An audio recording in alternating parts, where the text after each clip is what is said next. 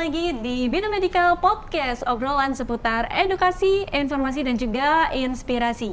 Kembali lagi bersama aku tentunya Vina Aulia Syarani selaku hostnya yang akan menemani Bina Family di podcast kita selama beberapa menit ke depan ini. Nah, kali ini spesial banget nih karena aku nggak sendirian ya di venue yang sangat indah ini ya, berbeda dari tempat-tempat kita biasanya untuk podcast.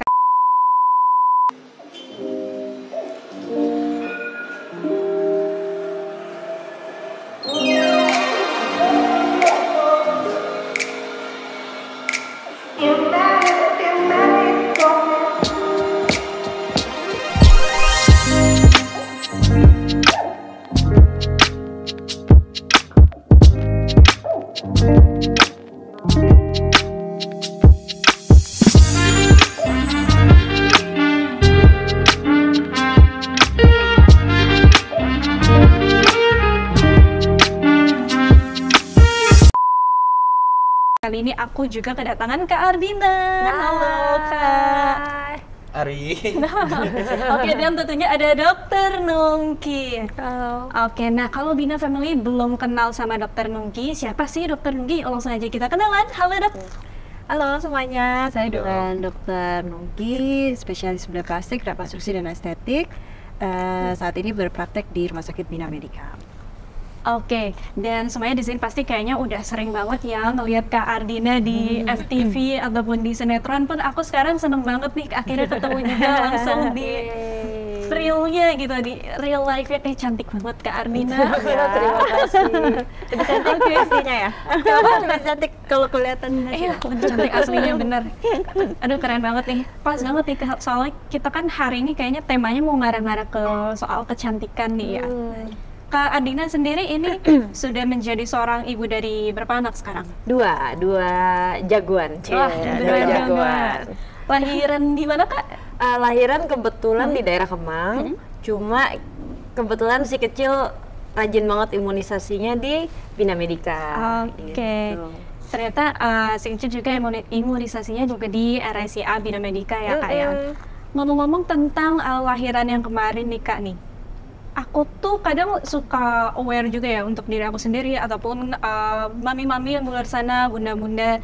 Kadang tuh kalau mereka habis lahiran ada beberapa worry yang kadang bikin kepikiran gitu loh.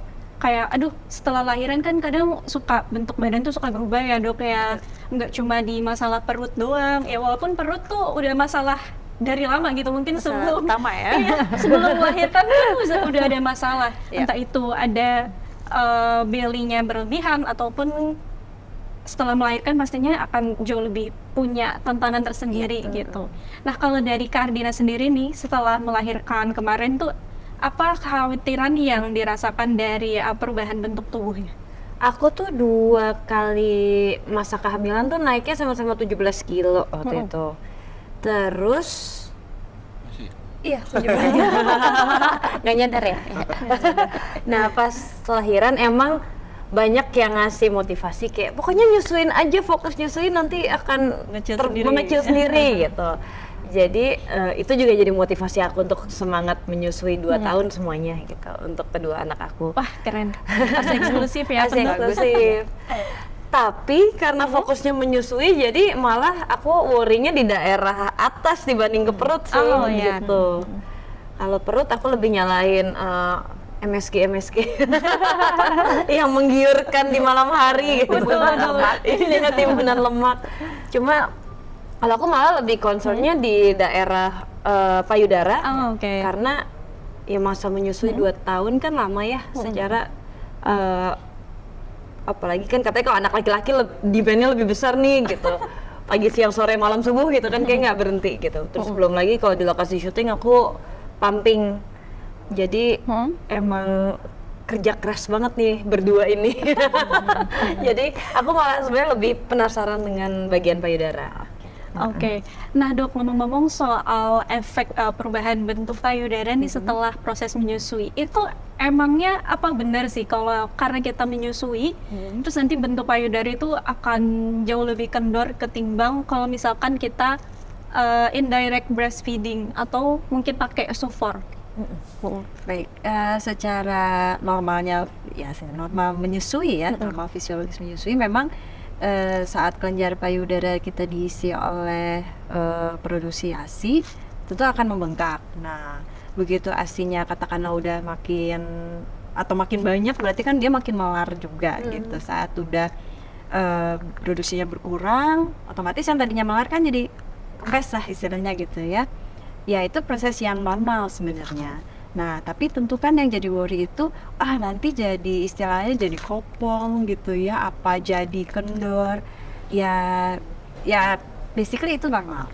Tapi tentu ada masanya kita ngerasa kayaknya itu ganggu quality of life dari seorang ibu atau seorang wanita deh. Jadi saat itulah kita bisa mempertimbangkan untuk bisa nggak sih dikencangin lagi gitu, seperti itu ya. Jadi kalau memang karena faktor menyusui ya bisa, tapi ada beberapa orang juga yang memang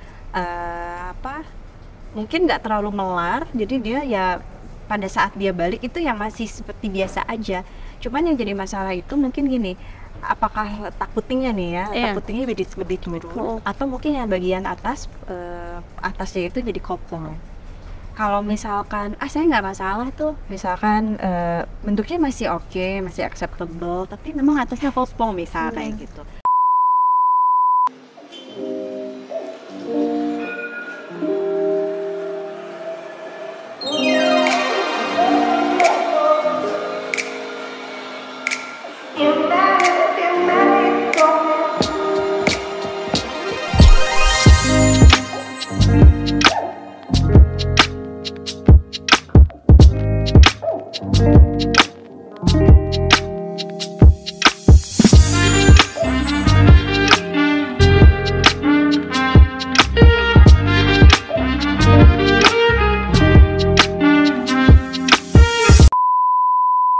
Atau malah ada juga yang putingnya jatuh banget, jadi kayak point down gitu, jadi kan gitu.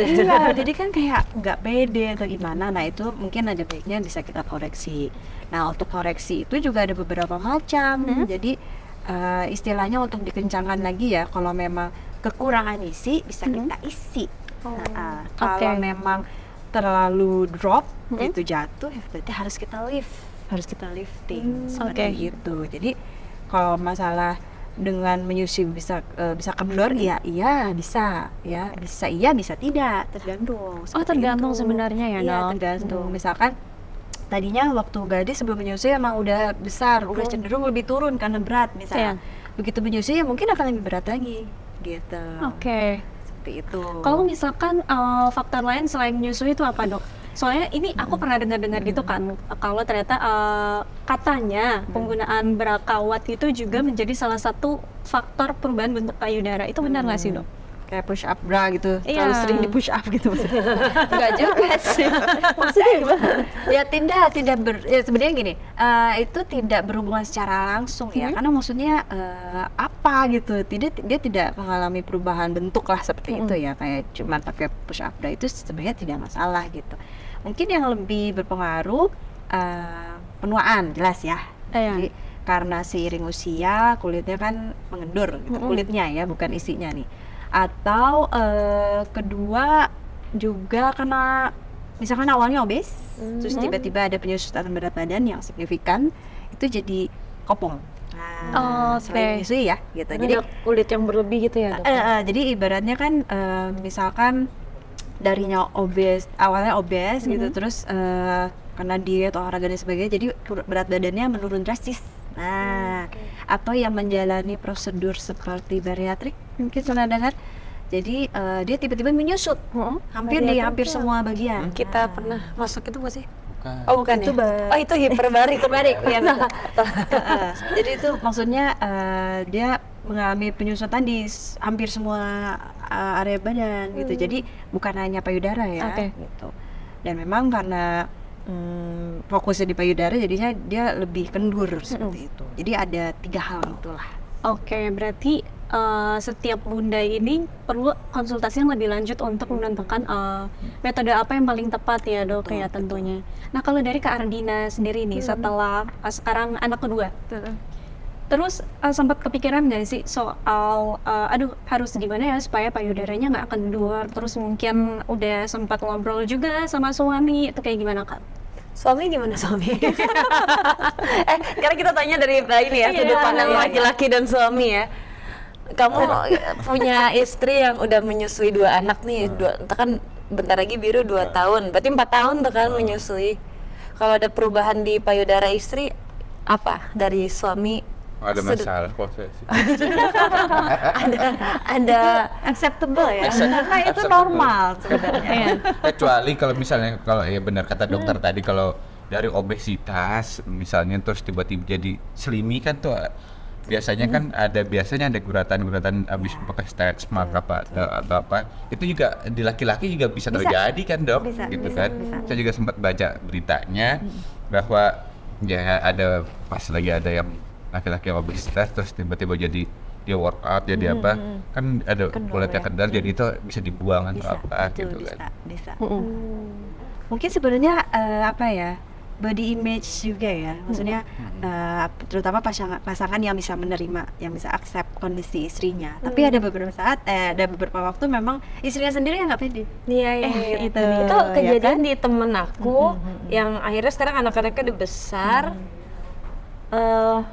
Ya dia merasa tidak pede gitu, dia curhat dan dia bikin journey dia, akhirnya dia memutuskan sampai dia minta izin suaminya. Suaminya mungkin kayak Mas Ari juga tipenya yang ya aku terima padanya, cuma dianya ngerasa aku udah nggak pede lagi, nggak ngerasa kayak diri dia yang dulu, betul. gitu. Dan dia akhirnya dia pingin mereward dirinya sendiri. Pas sudah selesai, aku lihat mental health-nya jauh lebih baik, dia terlihat lebih pede, kelihatan banget dia happy gitu. Jadi itu kayak keputusan paling tepat yang dia lakukan untuk dirinya sendiri. Dan aku setuju karena ya itu dari dia, bukan paksaan dari orang atau pressure, peer pressure gitu kan, bukan gitu. Itu sih yang paling penting ya, karena yang menjalani adalah pasiennya, bukan suaminya, bukan siapa-siapanya gitu maksudnya. Jadi ya harusnya dengan pembedahan itu bisa meningkatkan quality of life. Jadi bukan karena tuntutan bahwa ya gua harus perfect misalnya kayak gitu. Tapi dengan dia punya mindset ya saya harus happy. Nah, harus happy itu menjalaninya kan jadi enjoy. Pemulihannya jadi lebih bagus juga. Oh, itu naruh di pemulihannya juga. Gitu. Kalau dokter sendiri paling banyak pasien melakukan perubahan di daerah payudara tuh karena apa? Pertama ya sama dengan karena pede, kurang pede misalkan seperti itu kan. Kalau operasi di payudara banyak jenisnya ya, salah satunya tadi misalkan kita bisa melakukan pemasangan implan misalkan kayak gitu. Misalkan mungkin payudaranya tidak kecil tapi dia kayak pengen lift up dikit gitu, jadi bervolume. Nah itu cukup pakai implan misalkan seperti itu. Atau ya memang benar-benar sudah jatuh, udah droopy, udah kendor banget yang sampai harus di lifting. Atau juga yang memang terlalu besar. Oke, jadi dikurangi justru atau gimana? Dikurangi. Ini ya apa dia terganggu ya? Keluhannya adalah nyeri punggung. Tuh, pasti gitu tuh.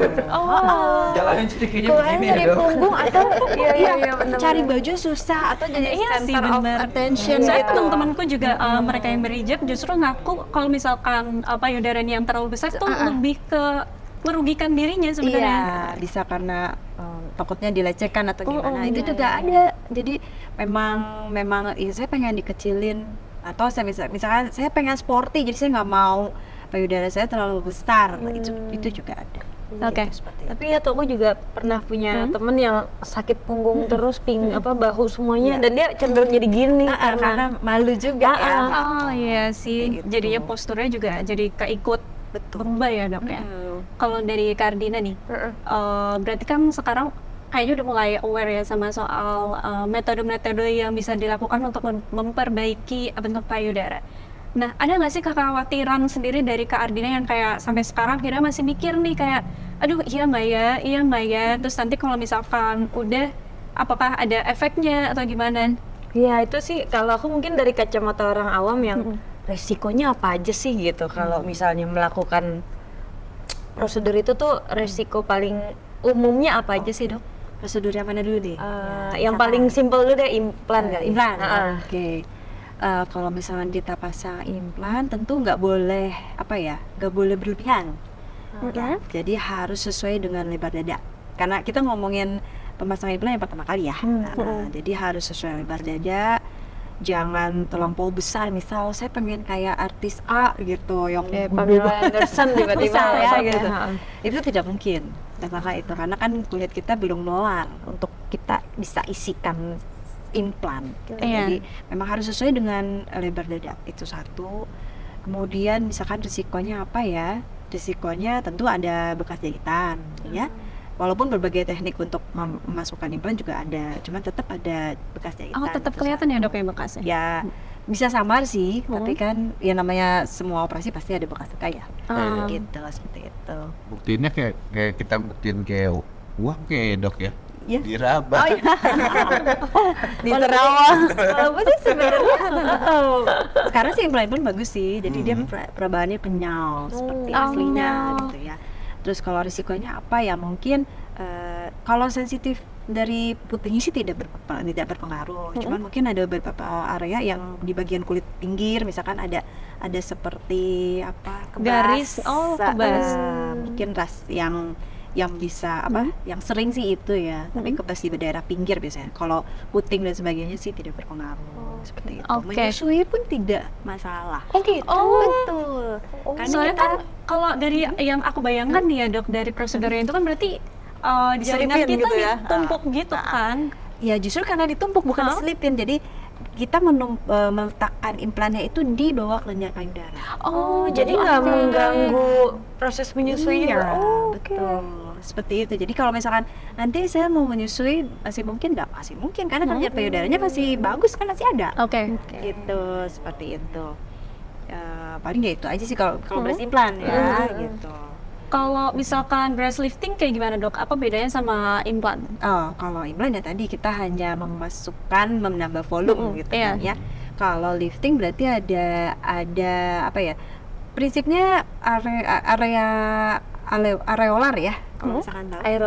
Areolar sama nipple-nya itu kita naikkan, jadi seolah-olah kita bikin posisinya lebih pas, lebih ideal. Tapi tanpa menambah volume.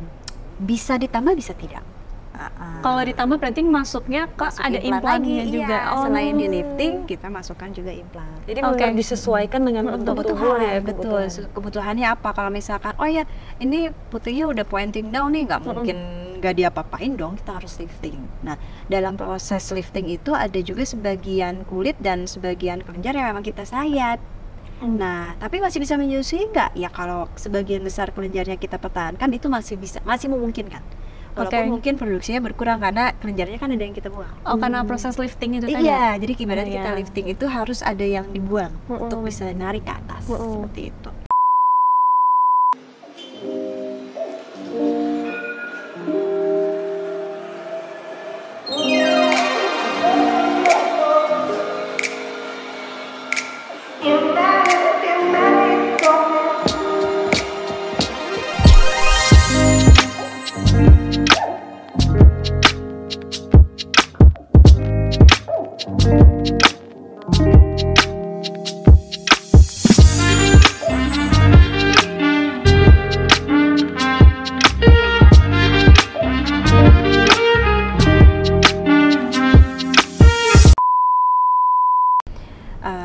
Atau saat kita ya udah saya mau lifting tapi saya pengen volume-nya juga lebih bulat lagi, berarti kita sertakan implan di bawahnya seperti itu. Kalau misalnya nih dok nih, kita sebenarnya pengen nambah volume, cuma sebenarnya payudaranya tuh udah kendur, misalkan habis melahirkan, menyusui dan lain sebagainya gitu kan. Tapi maunya implan doang. Nah berarti nanti kalau tambah proses lifting jatuhnya tetap kendur ke bawah gitu ya? Iya, tergantung kondisi. Kalau misalkan memang kendur tapi dia posisi areola sama nipple-nya masih ideal. Nah, kan maksudnya yang tadi saya bilang koplong atasnya doang. Karena menyusui mungkin ya. Iya, benar. Gitu, ibu-ibu mungkin paham. Jadi bapak-bapak juga. Jadi maksudnya dia koplong atasnya aja. Tapi posisi areola sama nipple-nya masih masih ideal gitu. Kita bisa hanya kasih implan aja. Gitu. kalau misalkan oh ini udah turun nih, ya nggak bisa nih harus testing, bisa. Itu tergantung kondisi juga. Oke. Ada lagi Kardian mungkin yang masih mau dikepoin nggak? Kalau misalnya udah lifting atau implant yang tidak boleh dilakukan apa aja? Yang tidak boleh dilakukan awal-awal ya. Langsung main trampolin gitu kan? Awal-awal tentu Takut tiba-tiba ini lagi tiba-tiba ngapain gitu ya? Nyebarin ke samping. Jadi setelah operasi sih kita pasangkan korset ya. Jadi seperti bra penyangga lah. Oh, ya. oke. Jadi korset persis seperti bra tapi lebih Khusus ya? Iya. Jadi ya namanya istilahnya korset. Korset untuk payudara untuk mempertahankan baik itu bentuknya ataupun juga mengurangi bengkak. Oh, Jadi, mau lifting mau implant tetap apapun pakai. itu tetap karena bengkak itu proses yang wajar dari suatu penyembuhan. Ya. Oke. Jadi juga untuk mengurangi nyeri. Kalau misalkan kita berjalan nggak ada yang megang sakit tuh pasti. Nggak ada penyangganya. Iya, nggak ada penyangganya. Kalau sambil pegang mulu juga nggak enak ya. Iya. Dilihat. Jadi kalau pakai bra biasanya juga tidak bisa. Jadi pakai korset bra. Nah setelah itu mungkin dalam 2 bulan pertama itu adalah penyembuhan yang masa penyembuhan yang paling utama ya. Maksudnya 2 bulan pertama. Nah di antara 2 bulan itu kalau misalkan 1 bulan setelahnya mau olahraga ringan itu diperbolehkan. Tapi Oh, tidak oke. melibatkan upper body. Gitu. Jadi maksudnya nggak kayak yang narik-narik atau angkat-angkat barbel gitu mungkin dikurangi dulu. Yang lower body boleh. Kalau jemur baju gitu dong. Jemur baju boleh. Gitu. Jadi nggak tiba-tiba wah naik apa gitu. Ya 3 bulan pertama laundry kiloan lah. Ada mesin cuci, Bu. Oh iya benar. Iya. Jadi maksudnya kalau misalkan saya olahraga dong, saya nge-gym, kapan saya boleh mulai nge-gym? Jadi dipilih yang memang tidak melibatkan upper body. Itu aja sih. Oke. Aktivitas yang daily activity yang ringan itu boleh. Kalau gendong anak gimana? Mungkin dihindari dulu. Iya. Peran bapaknya dulu ya Betul. kali ini. Ada juga yang sering ditanyakan kalau aktivitas seksual bagaimana? Saya tuh, Dok. Itu nggak apa-apa asal nggak ketiban ya. Gitu. Dan selama korsetnya masih dipakai, jadi tidak ada masalah. Oke. Terus sebenarnya nggak terlalu banyak yang dihindari ya, maksudnya emang Sesuai common toleransi, aja. betul, sesuai toleransi aja. Kalau misalkan berasa nyeri ya jangan. Maksudnya lagi ngambil barang sakit, oh ya udah jangan. Jadi itu karena jangan khawatir kita pakai korset. Oke. Kalau soal makanan dan minuman gitu ada nggak dok? Kayak misalnya nggak boleh dimakan nih supaya cepat kering atau gimana gitu? Nggak boleh makan batu. Oh iya bener sih, bener. Boleh apapun selama tidak menimbulkan alergi. Kalau emang jelas-jelas misalkan dokter suruh saya makan ikan lah, makan ikannya bikin alergi ya jangan gitu ya. iya. Jadi terutama protein bagus untuk penyembuhan luka, pemulihan luka ya. Kemudian vitamin gitu, vitamin C, vitamin D, vitamin E itu boleh, justru harus gitu ya. Itu. Terus nih dok, aku sebenarnya agak bingung nih. Karena kalau misalkan nanti udah breast lifting, misalkan aku breast liftingnya di nanti anak pertama. Oke. Terus nanti masih punya anak lagi nih, masih punya nambah anak, tambah anak. Terus nanti setelah aku breast lifting di anak pertama ini, apakah nanti payudaraku akan kembali mengendur di proses menyusui yang selanjutnya? Atau betternya kayak gimana sih dok untuk betul melakukan juga. breast lifting? Betul. Itu juga harus jadi pertimbangan ya. Utamanya breast lifting ataupun tindakan breast pada umumnya ya dilakukan setelah selesai menyusui. Oke. Ada pasien juga yang saya baru 6 bulan lahiran tapi saya nggak menyusui dok, saya mau breast implant misalkan gitu. Boleh aja gitu, asal sudah tidak berproduksi lagi asinya. Benar-benar udah berhenti Udah asinya. berhenti, betul. Oke. Itu satu. Kemudian kalau memang ada rencana mau punya anak, khususnya untuk breast lifting ya, Iya. better nanti. Kalau breast lifting nih, kalau Oke. misalkan breast implant, Breast liftingnya yang nanti. iya, maksudnya Oh, saya mau punya target anak 2 atau 3, udah after anak ketiga aja, karena maksudnya kayaknya berkali-kali untuk melakukan suatu operasi kan perlu kesiapan mental juga. Oke, ya. berarti itu jangka Gitu. waktunya tuh nggak permanen ya dok ya untuk breast lifting ini. Kalau kita masih mau menyusui nanti Sebenarnya sebagai bisa aja sih kan, misalkan gini nih, udah punya 2 anak, terus breast lifting, Iya. kebobolan misalnya gitu Iya. ya. Ya bisa-bisa aja, nggak masalah sih. Mungkin nanti, aduh kendor lagi ya, nanti kita sesuaikan, perlu ditarik lagi atau perlu kayak ini kayaknya koreksinya dikit misal gitu tuh bisa. Oke. Nah jadi tergantung kondisi, tergantung kebutuhan. Kalau bisa sih jangan berkali-kali ya. Kalau misalkan kecuali kalau kita mau mengecilkan payudara bertahap. Jadi misalkan kayak gede banget gitu, terus nggak bisa langsung dipotong setengah gitu kan, nggak iya. bisa ya dok ya? Atau misalkan saya udah dipotong nih ya, misalkan udah breast lifting sama dikecilkan ya payudaranya, terus somehow saya pengen lebih kecil lagi, bisa nggak ya? Bisa-bisa aja sih, cuman kan maksudnya ada beberapa kali prosedur dan butuh kesiapan mental dalam pemulihan gitu, seperti itu. Sebaiknya sih memang direncanakan. Kalau memang tidak direncanakan tapi masih bisa, silakan. Jangka waktunya minimal 6 bulan, sebaiknya 1 tahun. Oh, dari setelah antar prosedur. Setelah melahirkan itu? Kalau setelah melahirkan berarti setelah menyusui. Oh, setelah menyusui. Setelah selesai menyusui. Okay. Misalkan kayak Mbak Nina menyusui hampir 2,5 tahun ya, ya sudah selesaikan aja dulu menyusuinya. Karena kan masih nggak produksi, masih bisa melar, masih bisa kempis gitu. Jadi maksudnya tunggu dulu sampai proses fisiologisnya kembali normal. Oke. Kalau dari umur berapa udah boleh melakukan? Usia ibunya maksudnya pasiennya, usia pasiennya. Karena kan banyak anak-anak remaja juga ada yang nggak pede dengan terlalu besar atau gimana kan. Prinsipnya kalau misalkan sudah tidak ada pengaruh hormon, mungkin dia 20 tahun ke atas ya. Jadi kan hormon juga berpengaruh terhadap besarnya payudara, misalkan kayak gitu ya. Jadi atau misalkan aktivitas, mungkin belum nikah katakanlah gitu ya, tapi memang payudaranya masih gadis tapi terlampau besar kayak pengen kecilin gitu. Nah, itu juga tetap menunggu sampai pengaruh hormonnya sudah turun. Di idealnya sih di atas 20 tahun. Kalau dari Kak Ari nih, misalkan nanti akhirnya Kak Ardina berminat mau breast lifting gitu kan, cuma masih bingung, aduh nanti masih mau nambah anak atau enggak ya. Kira-kira dari Kak Ari gimana nih ke depannya? Nambah anak gimana?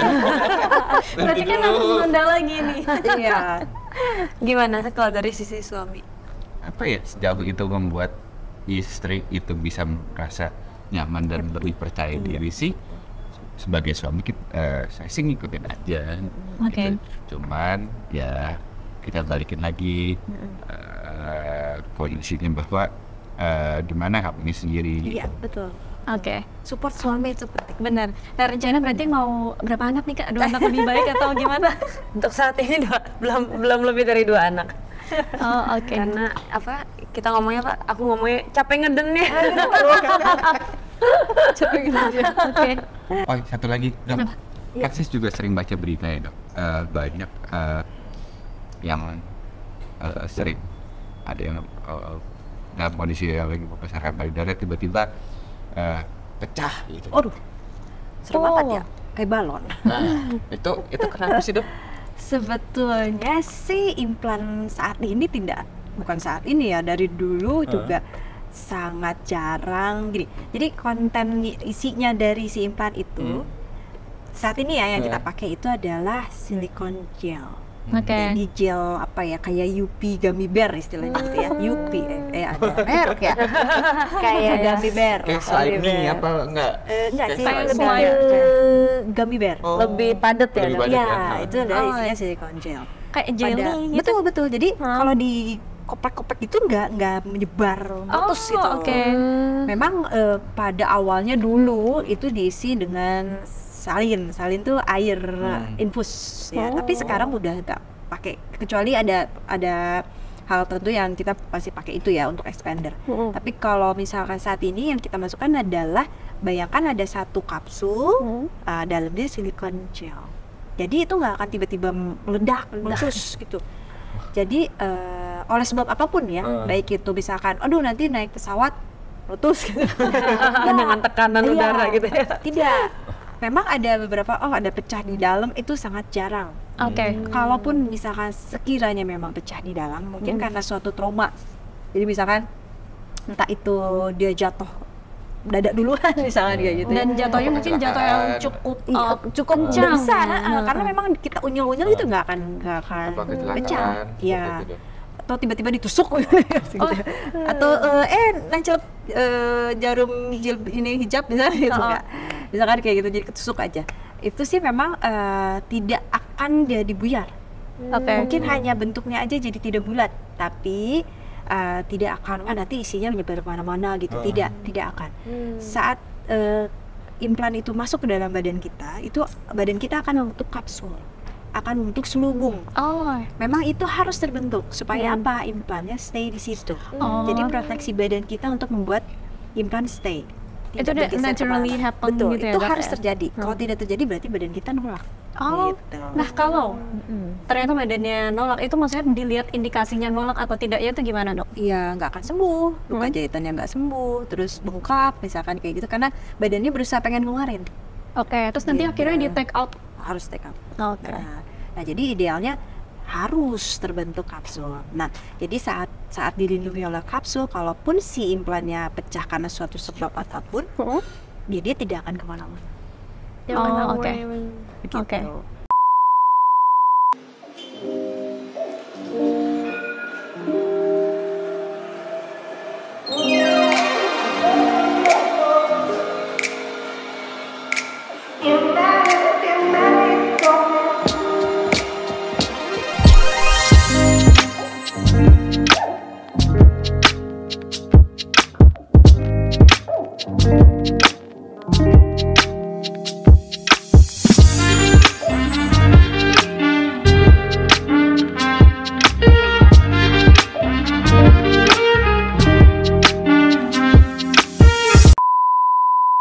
Lalu kalau untuk prosedurnya nih, Dok, nih kan kita udah ngomong panjang banget kan ya, udah lumayan dapat awareness yang cukup menenangkan hati lah akhirnya gitu. Mungkin Kak Ardina juga kayaknya udah mulai merasa tenang atau belum nih setelah tadi dengar penjelasan dokter? Ya, maksudnya ya secara aku kan dari pandangan orang awam ya, kayak pertanyaan-pertanyaan yang tadi nakutin pas dijawab, oh iya ya, maksudnya masuk logika banget. Jadinya kayak gitu. Jadi emang penting banget kita konsultasi dulu. Bener. Terus keluarin semua isi hati, nanya semuanya, jangan ada yang dipendem, jadi kejawab semuanya. Karena kadang kalau lagi searching di Google tuh justru malah nemunya yang ngeri-ngeri gitu kan. Jadi makan Dok, terus yang bentuknya tiba-tiba jadi jajaran gejang atau apa gitu Dok. Oh iya, mungkin satu hal ya, jangan melakukan filler. Filler, kenapa Dok itu? Tidak, jangan. Maksudnya gini, filler itu kan kita menyuntikkan cairan. Itu justru lebih bahaya karena cairan bisa kemana-mana. Emang ada ya? Aku baru tahu ada filler. Aku juga banyak bisa. Mungkin beberapa saat yang lalu ya ada yang heboh juga nih, misalkan habis di filler terus keluar nanah. Aduh, ada salah satu dokter bedah plastik juga yang bikin dokumentasi seperti itu.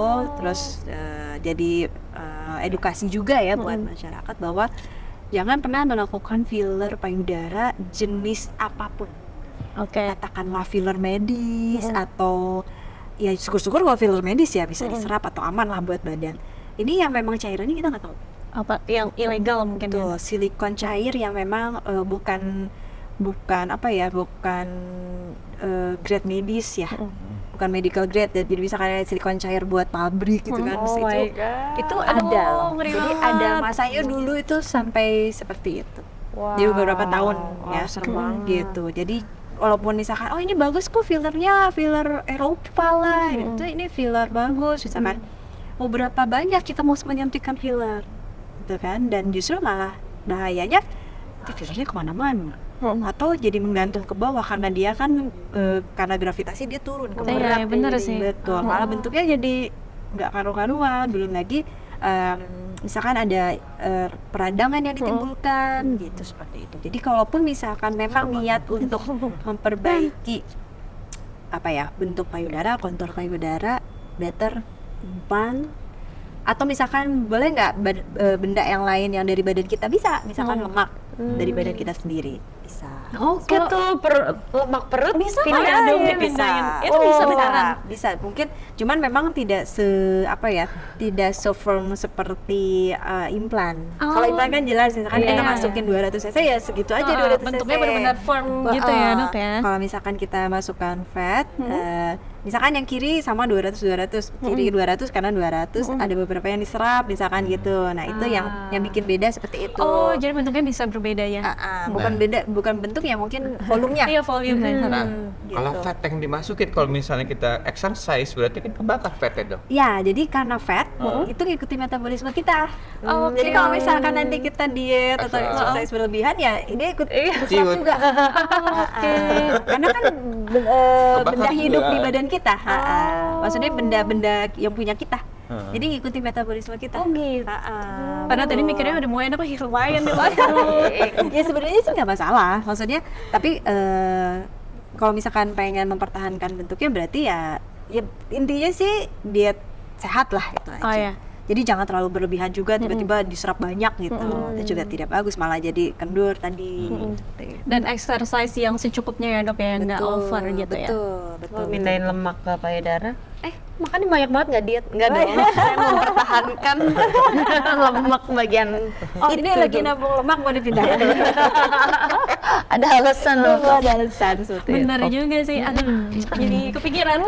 Ada cara instan. Gitu. Jadi mungkin satu hal yang tadi ya, jangan melakukan suntik filler pada payudara. Oke.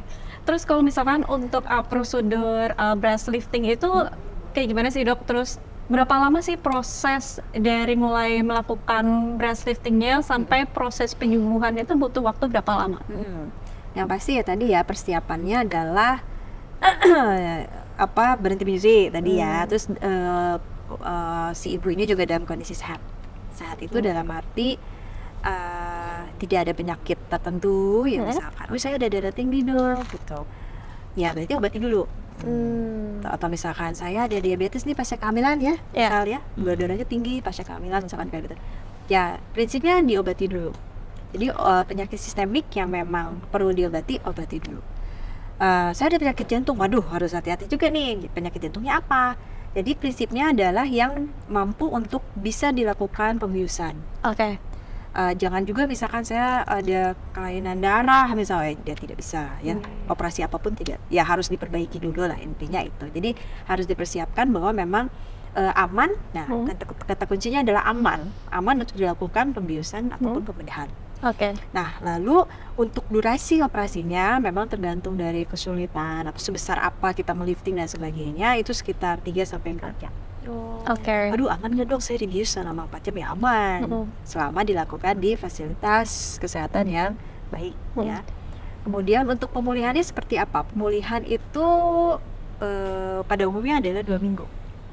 Oke, 2 minggu itu maksudnya masih ke dalam keadaan bengkak, pakai korset, terus gimana? 2 minggu itu kita harapkan bengkaknya sudah berkurang, mungkin memar-memarnya juga sudah berkurang, jahitan juga sudah bisa kita angkat, gitu. Kalau misalkan pengen bentuknya yang udah bukan udah bagus ya, maksudnya yang udah sesuai itu tentu ada waktu lagi sekitar 2 bulan. Oke, berarti pas awal-awal tuh belum itu ya. Belum bentuknya belum seperti apa yang kita inginkan gitu, apa gimana dok? Ya kalau yang saat kita operasi kita membentuk yang kita harapkan. Tapi kan tentu nanti dalam pemulihannya kan ada bengkak, ada memar dan sebagainya, makanya itu harus ditunggu waktu pemulihan. Oke. Nah dok, dalam waktu pengerjaannya sendiri itu bius total apa ini pasien bisa dok ini salah ini masih bisa nyadar gitu ya? Agak kiri dikit dok. Apa gimana dok? Agak susah ya dok. Agak takut apa bisa ngelihat gitu dok? Kan kalau lahiran kan operasi sesar kan masih bisa kan, masih biusnya kan darah sini kan, masih sadar kan? Sebaiknya sih bius umum ya, karena total berarti. Iya. Bisa dilakukan di rumah sakit ya, rumah sakit kita atau di klinik gitu ya. Cuman memang dalam pengawasan dokter bius ya tentu ya. Jadi prinsipnya karena apa, operasinya itu di daerah dada. Jadi kalau misalkan kita bangunkan dulu pasti sakit. Gitu. Beda kayak misalkan kita operasi hidung lah katakanlah gitu. Bisa tuh kita bangunin terus disuruh kasih kaca dulu gitu, atau dikerjakan secara bius lokal pun bisa.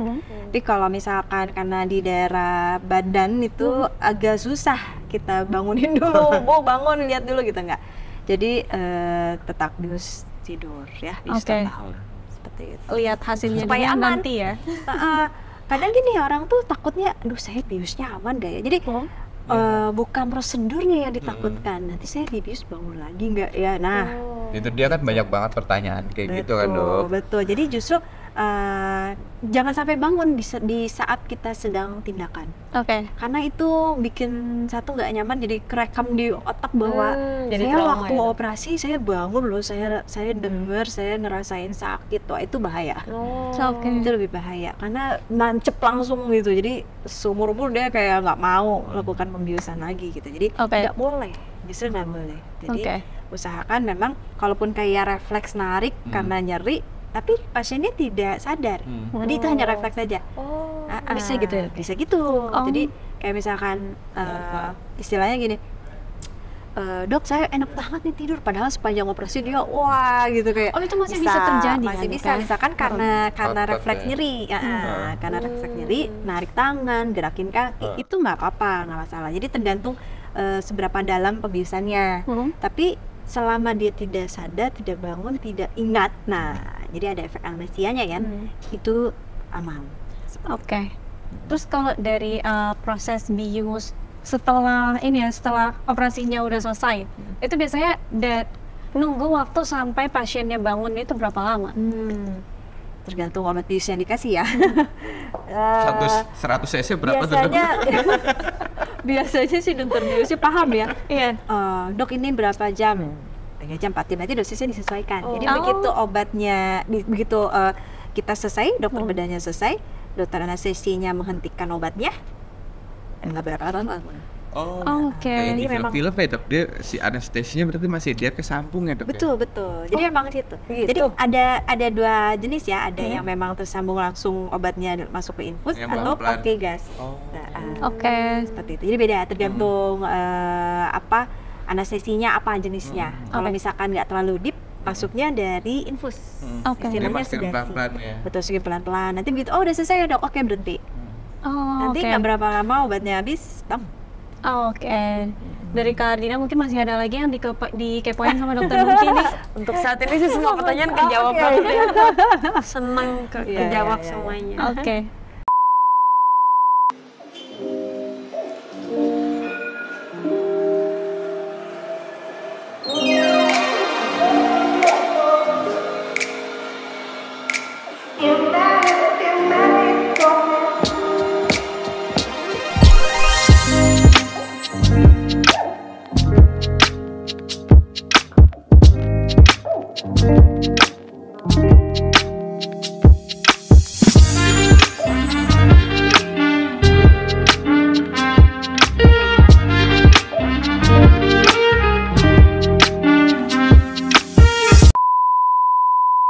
Terus kalau dari teman-temannya Kak Ardina sendiri nih, lumayan banyak nggak sih? Maksudnya mereka yang akhirnya pilih untuk breast lift atau breast implant setelah proses menyusui?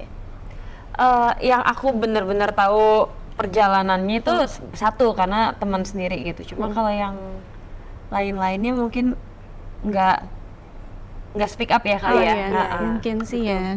Nah kalau dari sisi saya nih dok, kan tadi kalau ini kan kebanyakan kalau breast lift apa implant kan kebanyakan wanita ya dok. Nah saya mau nanya nih dok, dokter pernah menangani pasien laki-laki nggak dok? Trans. Oh, Ah, oke. Trans. Tapi kalau benar laki-laki pure gitu dok, tulen gitu maksudnya dok? Oh oke. Di daerah breast itu,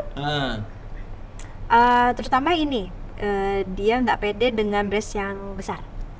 Oh, ada dok? Ada. Oh, Jadi mungkin kayak ada. namanya Maaf ya dok, kayak dia kayak teman saya kayak ada kayak mancung gitu Iya, gitu dok. Ada ya lagi gitu ya? Ada laki-laki gitu. istilahnya ginekomastia pada Oke. laki-laki. Jadi pembesaran kelenjar payudara pada laki-laki bisa dipengaruhi hormon, ya terutama hormon ya.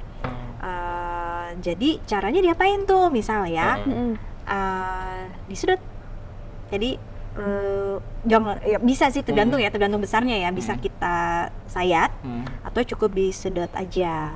Jadi disedot liposuction ya istilahnya. Oh, lemaknya. Gitu. Oke. Gitu. Itu bisa memungkinkan dan ya sering gitu. Jadi nggak pede karena apa ya, diceng-cengin lah Iya. gitu Iya, ya, kayak benar. cewek gitu. Misalkan pakai Baju pakai yang agak t-shirt ketat jadi kelihatan gitu. pakai t-shirt nggak pede gitu. Jadi dia bahkan sering pakai binder buat chest binder gitu, karena supaya kempes gitu istilahnya gitu. Jadi ya Berarti nggak cuma cewek tulen Betul. maupun non tulen ya. Betul. Jadi non-tulen yang tadi saya sebutkan pada trans ya memang itu dimungkinkan. Cuma memang tergantung kepercayaan ya gitu. Jadi maksudnya nggak semua dokter yang pengen juga, misalkan ada trans yang pengen dokter saya mau pasang implan misalkan kayak gitu. Itu harus jelas juga. Step by step apa bagaimana? Step by step, betul. Jadi aspek legalnya harus ada ya. Maksudnya jangan sampai nanti kita udah misalkan dia request terus kita pasang terus somehow ada keluarganya atau apa yang nggak suka terus gimana, itu kan juga jadi masalah ya. Jadi harus ada aspek legalnya, ada persetujuan keluarga seperti itu. Nah, satu lagi nih dok, kalau trans dok, kan kita kan kalau menurut dokter itu kan kalau pasang implan kan harus tergantung lenturnya kulit ya. Betul. Nah kalau misalnya dia dari kurus ya, misalnya kurus, terus tiba-tiba dia mau implan, itu emang bisa dok? Ya makanya tadi harus dipertimbangkan lebar dada sama stretchnya, Oke. stretch dari si kulitnya juga. Mentoknya seberapa melar? Bahasa awamnya. Ada ukurannya memang. Jadi saat periksa juga saya harus pinch. Oh, dicubit gitu, tarik gitu ya? Segimana Misalkan gitu. maksimalnya ternyata nggak cukup yang gede-gede banget Iya, gitu. iya benar. Terus nggak ternyata bisa. dia masih pengen yang lebih. Oh bisa. Bisa gimana? Jadi bertahap. Nah, Jadi kulitnya nanti nambah sendiri apa gimana dok? kan melar. Oh, Jadi ya mungkin ada beberapa yang kita tahu juga, misalkan payudaranya awalnya kecil terus bertahap dia jadi gede-gede sampai gede banget misalnya. Misalkan. Nah itu pun bertahap. Jadi mungkin diisinya mulai dari 300, setahun kemudian ganti 400, setahun kemudian oke. ganti Dan- 500 sampai 700 Oke. misalkan. Jadi kayak gitu. pelan-pelan Iya, tetap iya. Betul. Jadi biar si kulitnya tuh melar dulu. Nggak bisa misalnya dia bener tambah dia dari kulit bawah Dari ditambah tapi yang penting bisa, gede langsung kulit gitu nggak paha gitu ya? gitu, Dok. Nggak bisa. Kalau ditambah nanti ada luka lain yang nggak bikin jadi cakep ya. iya bener sih, tiba-tiba di sini kulitnya nggak ada kan gimana ya? Ya, atau Belang di kayaknya. payudara, di payudaranya ada jahitan lain kan Iya, kayaknya bener. nggak cakep. Kecuali kalau memang rekonstruksi pasca pengangkatan tumor atau kanker, nah itu dimungkinkan ya. Tapi kalau misalkan memang untuk estetik, sebaiknya sih nggak ada luka-luka. Kembali soal faktor dok. Ada sedikit nih dok. Apakah si implan itu sendiri bisa menjadi pencetus dari kanker atau tidak? Memang gini, itu apakah mitos atau fakta? Iya, betul. Jadi kalau dari penelitian produsennya si implan ini, dia secara tidak langsung itu secara langsung itu tidak langsung jadi breast cancer. Memang ada pada beberapa orang yang rentan, dia jadi cancer jenis lain karena proses adaptasi atau iritasi atau apa. Tapi secara langsung jadi breast cancer itu tidak. Itu hanya pada orang tertentu dan itu pun kayak Jumlahnya sedikit 0,0000 banget ya. Oh, oke, bisa oke. sedikit. Jadi ada induce, jadi bla bla bla cancer induced by implant misalkan kayak gitu. Itu memang masih dalam perdebatan ya, tapi itu sangat sedikit sih. Justru malah yang mungkin bisa terjadi adalah reaksi penolakan tadi. Oh ya. Nah, kayak misalkan ada orang yang memang jelas ada status autoimun, nah itu udah tidak kita sarankan untuk melakukan pemasangan implan. Karena apa? Secara tidak langsung badannya itu pasti udah melar, atau malah jadi flare up si autoimunnya. Jadi gitu. Malah jadi flare up kalau memang dia misalkan datang dengan saya dok, saya ada penyakit lupus, saya gitu kan autoimun misalnya, itu sebaiknya sih tidak. Atau penyakit autoimun yang lain ya, gitu sebaiknya sih tidak, karena dikhawatirkan either dia ditolak atau malah jadi flare up gitu seperti itu. Tapi kalau yang langsung jadi breast cancer itu tidak. Oke. Wah, udah panjang banget nih kita Panjang banget bahasnya ya. Oke. makin lama makin seru ya ternyata. Karena ternyata nggak masalah soal menyusui doang, kalau berhubungan sama payudara Iya, emang betul, banyak betul. banget sih Iya, dok iya, ya. Bisa gendernya juga luas gitu. Iya, Maksudnya gendernya luas. nggak cuma perempuan doang.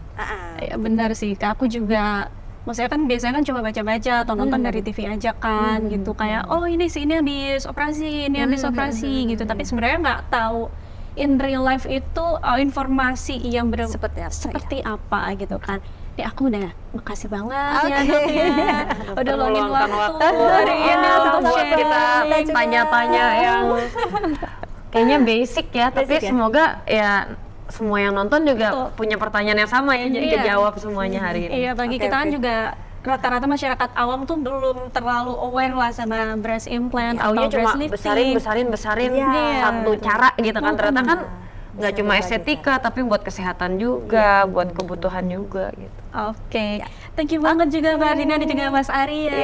Kita senang banget di Meja Bundar ini untuk sharing-sharing. Mungkin nanti untuk kalau misalkan masih ada yang mau dikepoin atau ditanya, boleh langsung WhatsAppan aja sama dokter Nengki ya di belakang. Datang ke Bina Medica. Betul, ke RSCA Bina Medica. Dokter boleh diinfo dok, praktek tiap hari apa aja sih? Oke. Saya berpraktek di Bina Medica di hari Selasa, Kamis, dan Sabtu. Mungkin nanti boleh dicari infonya untuk jam-jamnya. Oke. Seperti itu. Oke, thank you sekali lagi Kak Dina juga Dokter Nungki. Terima kasih juga semua Bino Family yang sudah nonton nih sampai habis. Jangan lupa untuk dibagikan, di-share, dan tentunya like, komen, dan juga subscribe. Layanan kesehatan terbaik untuk Anda dan keluarga ke Bina Medica aja. Care with love.